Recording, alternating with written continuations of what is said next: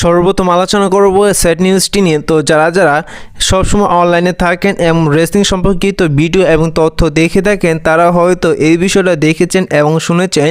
সেটি হচ্ছে যে হাল্ক হোগান তিনি আর এই পৃথিবীতে নেই। কাল রাতে হাল্ক হোগান তিনি মারা গিয়েছেন। হাল্ক হোগান তিনি এবার 71 বছরে মারা গিয়েছেন এবং সাধারণত তিনি মারা গিয়েছেন হার্ট অ্যাটাকের মাধ্যমে। তিনি অনেক দিন যাবতীয় অসুস্থ ছিলেন এবং তিনি এই কিছুটা সুস্থ হওয়ার পর তিনি বাসায় আসলে কালকে আবার হাল্ক হোগানের অবস্থা অনেক খারাপ হয়ে যায় এবং পরবর্তীতে তাকে হসপিটালে নেওয়া হলে তিনি সে জায়গায় মারা যান। হাল্ক হোগান তিনি কিন্তু একটি ডাব্লিউডাব্লিউইর গড ছিলেন। তো এই ডাব্লিউডাব্লিউই গড়ার পেছনে হাল্ক হোগানের সবচেয়ে বড় ভূমিকা ছিল। হাল্ক হোগান তিনি যদি সেই সময় ডাব্লিউডাব্লিউইতে না আসতো আজ ডাব্লিউডাব্লিউ কোম্পানিটি যে জায়গায় এসে দাঁড়িয়েছে সে জায়গায় আসতে পারতো না।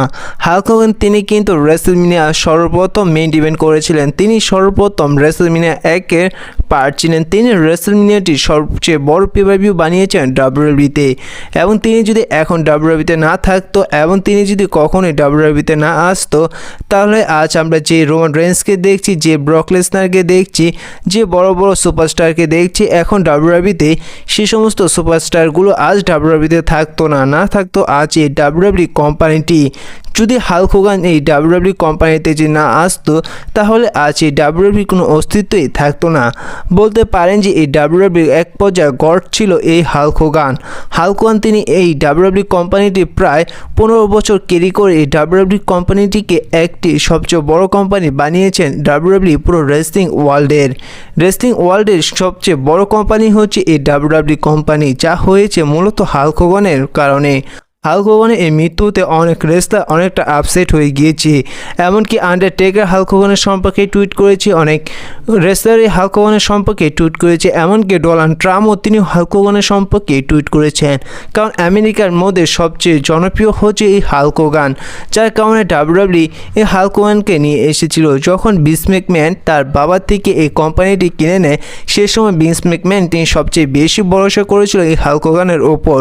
এমনকি তার বাড়ির সমস্ত কিছু বিক্রি করে তিনি রেসলম্যানিয়াটি নামে একটি সর্বপ্রথম পেপারভিউ করেন এবং সে জায়গায় হাল্ক হোগানকে সর্বপ্রথম পারফরমেন্স দিতে দেখা যায় একেবারে মেইন ইভেন্টে। এবং হাল্ক হোগানের কারণে সে সময় রেসলম্যানিয়াটি সবচেয়ে বড় পেপারভিউ হিসাবে পরিচিত হয় ডাব্লিউডাব্লিউতে। আর ডাব্লিউডাব্লিউতে সবচেয়ে বড় পেপারভিউ হিসাবে গণনা করা হয় এই রেসলম্যানিয়াটি। মূলত এই হাল্ক হোগানের কারণে আজ এই ডাব্লিউডাব্লিউ এই জায়গায় আসতে পেরেছেন। এই হাল্ক হোগানের মৃত্যুতে পুরো রেসলিং ওয়ার্ল্ড পুরো স্তব্ধ হয়ে গিয়েছে। এমনকি সবাই অনেক শক হয়ে গিয়েছে হাল্ক হোগানের এই মৃত্যুতে। কিন্তু তার একটি বয়স হয়েছে, কিন্তু ভিন্স ম্যাকম্যানও তার 80 বয়স হয়েছে, তিনিও বর্তমানে বেঁচে রয়েছে। কিন্তু হাল্ক হোগান তার এভাবে হঠাৎ চলে যাওয়াটি অনেকেই মেনে নিতে পারছে না। কিন্তু বর্তমানে আপনারা একটি জিনিস দেখছেন যে বর্তমানে ডাব্লিউডাব্লিউতে যে সমস্ত রেসলারগুলো ছিল এবং যে সমস্ত রেসলারগুলো সাধারণত মারা গিয়েছে, সমস্ত রেসলারগুলো সাধারণত মারা গিয়েছে হার্ট অ্যাটাকের মাধ্যমে। কারণ তারা একটি জিনিস নিয়ে থাকে যার কারণে তারা সাধারণত হার্ট অ্যাটাকের মাধ্যমে মারা যায়। আর এবার যেহেতু কালকে হাল্ক হোগান মারা গিয়েছে এ সম্পর্কে অনেক রেসলারই ভালো ভালো কথা বলেছে হাল্ক হোগানকে, এমনকি সে সম্পর্কে তাদের আবেগ জানিয়েছেন টুইট করে সোশ্যাল মিডিয়াতে। এমনকি হাল্ক হোগান মৃত্যুর পর এবার ডাব্লিউডাব্লিউ তারা একটি জিনিস বলেছেন যে এবং তারা একটি জিনিস অ্যানাউন্সমেন্ট করেছে, সেটি হচ্ছে যে এবার ডাব্লিউডাব্লিউ সমস্ত রেসলারগুলো তারা কাম ছেড়ে এবার যেভাবে হোক না কেন প্রতিটা মানি নাইট র এবং স্ম্যাকডাউনে কয়েকদিন হাল্ক হোগানকে টিভিও দিতে বলেছে। বলা যায় যে পুরো ডাব্লিউডাব্লিউ কোম্পানিটিও অনেকটা আপসেট হয়ে গিয়েছে এই হাল্ক হোগানের মৃত্যুতে। অবশ্যই কমেন্টে RIP লিখে দিয়ে যাবেন। এবার আলোচনা করা যায় কালকে স্ম্যাকডাউনটি নিয়ে। তো কালকে স্ম্যাকডাউনে আপনারা হাল্ক হোগানের মৃত্যুতে নীরবতা পালন করতে দেখতে পারবেন। এমনকি ডাব্লিউডাব্লিউ কালকে স্ম্যাকডাউনের জন্য মোটামুটি অনেক কিছুই কনফার্ম করে দিয়েছেন। কালকে স্ম্যাকডাউনে দেখা যাবে অ্যালেক্সা ব্লেস এবং রক্সিন পেরেজের মধ্যে একটি সিঙ্গেল ম্যাচ। যেহেতু এবার সামারস্ল্যাম পেপারভিউতে শার্লট ফ্লেয়ার এবং অ্যালেক্সা ব্লেস ভার্সেস র্যাকেল এবং রক্সিনের মধ্যে একটি ট্যাগ টিম চ্যাম্পিয়নশিপের ম্যাচ দেখা যাবে, যার কারণে এদের ম্যাচটি হাইপ করার জন্য এবার কালকে স্ম্যাকডাউনে রক্সিন এবং অ্যালেক্সার মধ্যে একটি সিঙ্গেল ম্যাচ দেখা যাবে। এমনকি ডাব্লিউডাব্লিউ কালকে স্ম্যাকডাউনের জন্য কনফার্ম করে দিয়েছে যে কালকে স্ম্যাকডাউনে আসতে চলেছেন ড্রু ম্যাকইন্টায়ার, লোগান পল এবং র্যান্ডি অর্টন, জে রয়েল। আপনারা যেমনটা জানেন যে এদের মধ্যে একটি ট্যাগ টিম ম্যাচ হতে যাচ্ছে এবার সামারস্ল্যাম পেপারভিউতে। আর এদের ম্যাচটি আরও ইন্টারেস্টিং বানানোর জন্য কালকে স্ম্যাকডাউনে দেখা যাবে। হয়তো কালকে স্ম্যাকডাউনে এদের মধ্যে আক্রমণ দেখা গেল যেতে পারে। এমনকি কালকে স্ম্যাকডাউন ট্যাগ টিম চ্যাম্পিয়নশিপের জন্য একটি ম্যাচ দেখা যাবে। সেই ম্যাচটি দেখা যাবে হবে আন্ডারদের রেফিনিজ ভার্সেস হোয়াটসিস ফ্যামিলির মধ্যে। আপনারা যেমন দেখেছিলেন যে ট্যাগ টিম চ্যাম্পিয়নশিপের যে একটা নাম্বার 1 কন্টেন্ডারশিপে ম্যাচ হয়েছিল গত সপ্তাহে, সেই ম্যাচটি আন্ডারদে এবং রেফিনি জিতেছে, যার কারণে এবার তারা ফেস করবে স্ম্যাকডাউন ট্যাগ টিম চ্যাম্পিয়নশিপের জন্য হোয়াটসিস ফ্যামিলিকে ফেস করবেন কালকে স্ম্যাকডাউনে। এবার আলোচনা করা যাক রোমান রেন্সকে নিয়ে। তাহলে এবার রোমান রেন্স তিনি তার লাস্ট ম্যাচ কার সাথে রেসল করবেন এবার ডাব্লিউডাব্লিউতে। আপনারা যেমনটা জানেন যে এবার রেসলম্যানিয়া 42-এর পর রোমান রেন্সের কন্ট্যাক্টটি ডাব্লিউডাব্লিউর সাথে শেষ হয়ে যাবে এবং তারপর রোমান রেন্স যদি ডাব্লিউডাব্লিউর সাথে কন্ট্যাক্ট না সাইন করে তাহলে এটাই হতে পারে ডাব্লিউডাব্লিউতে রোমান রেন্সের লাস্ট ম্যাচ। তো বর্তমানে অনুমান করা যাচ্ছে যে এবার WWE Roman রেন্সের রেসলম্যানিয়ার last match wrestle করাতে পারেন ব্রন ব্রেকারের সাথে, যেহেতু ডাব্লিউডাব্লিউ এবার ব্রন ব্রেকারকে ডাব্লিউডাব্লিউ ফিউচার বানাতে চলেছেন, যার কারণে ডাব্লিউডাব্লিউ এই ম্যাচটি বাঁচিয়ে রাখতে পারে রেসলম্যানিয়া 42 পর্যন্ত। আর তার আগে যদি স্যাটুলান্স এসে পড়ে, স্যাটুলান্সের সাথে হয়তো অন্য কোনো পেয়ারভিউতে রোমান রেন্সের ম্যাচ দেখা যেতে পারে। আপনারা এই বিষয়টা 99% কনফার্ম ধরে নিতে পারেন যে এবার রোমান রেন্সের ম্যাচটি ব্রন ব্রেকারের সাথে দেখা যাবে রেসলম্যানিয়া 42-এ, যে জায়গায় রোমান রেন্স তিনি ব্রন ব্রেকারের কাছে হেরে যাবে, তারপর তিনি ডাব্লিউডাব্লিউ থেকে রিটায়ারমেন্ট নিয়ে নেবে যদি ডাব্লিউডাব্লিউর সাথে নতুন কন্ট্রাক্ট সাইন না করে। আর সে জায়গায় ব্রন ব্রেকারকে অনেক স্ট্রং দেখাবে ডাব্লিউডাব্লিউ, কারণ ব্রন ব্রেকার কি ডাব্লিউডাব্লিউ ফিউচার বানাবে। তো আপনাদের কি মনে হয় রোমান রেন্সের তার কন্ট্রাক্টের শেষ ম্যাচ রেসলম্যানিয়া 42-এ তিনি কার সাথে রেসল করবেন, ব্রন ব্রেকারের সাথে নাকি অন্য কোনো রেসলারের সাথে? অবশ্যই কমেন্ট করে জানিয়ে দিবেন। এবার আলোচনা করা যায় কেরিয়ান ক্রসকে নিয়ে। তো এবার আপনারা যেমনটা জানিয়েছিলাম যে এবার কেরিয়ান ক্রসের তার কন্ট্রাক্টটি ডাব্লিউডাব্লিউতে আগস্ট মাসে শেষ হয়ে যাবে, আর এই বিষয়টা কেরিয়ান ক্রস নিজে বলেছিল। কিন্তু বর্তমানে এখন তো কেরিয়ান ক্রস তিনি ডাব্লিউডাব্লিউর সাথে নতুন কন্ট্রাক্ট সাইন করেনি, এমনকি এখন কেরিয়ান ক্রসকে ডাব্লিউডাব্লিউ ভালোই বুকিং দিচ্ছে। এখন দেখার বিষয় আর মাত্র যেহেতু কয়েকদিন বাকি রয়েছে কেরিয়ান ক্রসের কন্ট্রাক্ট শেষ হতে ডাব্লিউডাব্লিউর সাথে, এই কদিনের মধ্যে কি ডাব্লিউডাব্লিউ কেরিয়ান ক্রসের সাথে নতুন কন্ট্রাক্ট সাইন করে নাকি কেরিয়ান ক্রস তিনি ফ্রি এজেন্ট হয়ে যায় ডাব্লিউডাব্লিউতে?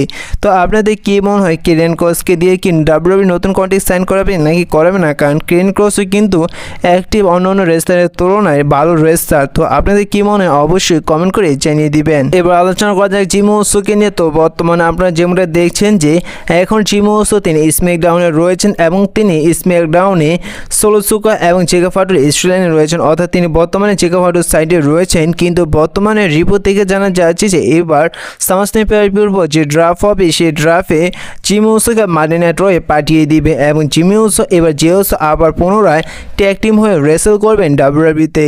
ডাব্লিউডাব্লিউ বর্তমানে এই জিমি উসো জেউসোকে নিয়ে কী করছে বোঝা যাচ্ছে না, কখনো এদের সিঙ্গেল বুকিং দিচ্ছে, এখন আবার এদের একতে ট্যাগ টিম বানাতে চলেছেন। তো আপনারা এবার সামাসনি পেয়ারভিউর পর জিমি উসোকে স্ম্যাকডাউন থেকে মানি নাইট রয়ে আসতে দেখতে চলেছে। এবার আলোচনা করা যায় ডাব্লিউডাব্লিউর বর্তমানে টপ 5 সেলারকে নিয়ে। সে জায়গায় সর্বপ্রথম নাম রয়েছে রোমান রেন্সের, তারপর রয়েছে জেউসোর, আবার রয়েছে রোমান রেন্সের নাম্বার 3-এ, 4 নম্বরে রয়েছে জন সিনা, 5 নম্বরে রয়েছে পেন্টা। তো এই টপ 5-এর মধ্যে 2 জায়গায় রোমান রেন্সের নাম রয়েছে, এমনকি রোমান রেন্সের সবচেয়ে বেশি বিক্রি হচ্ছে যে টি শার্টটি, বর্তমানে যে টি শার্টটি নিয়ে এসেছেন, যে নতুন নামে এসেছেন রোমান রেন্স ওয়াইটিসি 1 অর্থাৎ ট্রাভেল চিপ 1, এই টি শার্টের সবচেয়ে বেশি বর্তমানে ডাব্লিউডাব্লিউ সেল করছে। এবার আলোচনা করা যাক দ্য বিস্ট কার্নেট ব্রক লেসনারকে নিয়ে। তো প্রতিনিয়ত ব্রক লেসনারকে নিয়ে সোশ্যাল মিডিয়াতে চর্চা চলতে থাকে, ব্রক লেসনারকে নিয়ে কোনো না কোনো ইন্টারেস্টিং আপডেট পাওয়া যায়। এবার একটা আপডেট পাওয়া গিয়েছে, সেটি হচ্ছে যে যদি এবার ব্রক লেসনার ডাব্লিউডাব্লিউতে রিটার্ন আসে বা ব্রক লেসনারকে এবার ডাব্লিউডাব্লিউতে যদি ফিরিয়ে আনা হয়, তাহলে ব্রক লেসনার তার রিটায়ারমেন্ট ম্যাচ নিয়ে কোন রেসলারের সাথে রেসল করবেন, কোন রেসলারের সাথে লাস্ট ম্যাচ রেসল করেন দ্য বিস্ট ব্রক লেসনার থেকে ডাব্লিউডাব্লিউ থেকে রিটায়ারমেন্ট নেবেন।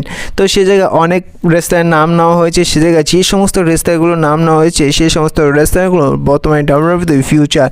সে জায়গায় নাম নেওয়া হয়েছে ড্রু ম্যাকইন্টায়ার, জেকা ফাটুর, গুন্থারের জেকা ফাটু, তারপর হইল ব্রন ব্রেকারের, অ্যালিস্টার ব্লেকের, র্যান্ডি অর্টনের, স্যাটুলান্সের, জন সিনা, রোমান রেন্সের, সিনা ব্যাঙ্গের। তো সে জায়গায় আমার পার্সোনালিভাবে মনে হয় যে ব্রক লেসনার তার লাস্ট ম্যাচ রেসল করতে পারেন গুন্থারের সাথে। তার কারণ হচ্ছে যে অনেকদিন আগে থেকেই যখন গুন্থার এবং ব্রক লেসনার তার রয়্যাল রাম্বল পেয়ারভিউতে ফেস টু ফেস হয়েছিল, তারপর থেকেই অনুমান করা যাচ্ছিল, এমনকি সবাই দেখতে চাইছিল যে ব্রক লেসনার এবং গুন্থারের একটি সিঙ্গেল ম্যাচ। আর যেহেতু এই ম্যাচটি এখন তৈরি হয়ে উঠতে পারেনি, এখন তৈরি ডাব্লিউডাব্লিউ করাতে পারে পারেনি, যার কারণে হতে পারে যে যদি ব্রক লেসনার ডাব্লিউডাব্লিউইতে রিটার্ন আসে হয়তো তার লাস্ট ম্যাচ রেসল করতে পারেন গুন্থারের সাথে। তো আপনাদের কী মনে হয় ব্রক লেসনার তার লাস্ট ম্যাচ নিয়ে কার সাথে রেসল করে ডাব্লিউডাব্লিউই থেকে রিটায়ারমেন্ট নেবে অবশ্যই কমেন্ট করে জানিয়ে দিবেন। আর এই ভিডিওটা এই পর্যন্তই ছিল, দেখা হচ্ছে পরবর্তী ভিডিওতে নতুন কোনো আপডেট নিয়ে। ভিডিওটি ভালো লাগলে অবশ্যই লাইক করে দেবেন, ছোট রেসলিং চ্যানেলে নতুন হয়ে থাকলে চ্যানেলটি সাবস্ক্রাইব করে দেবেন।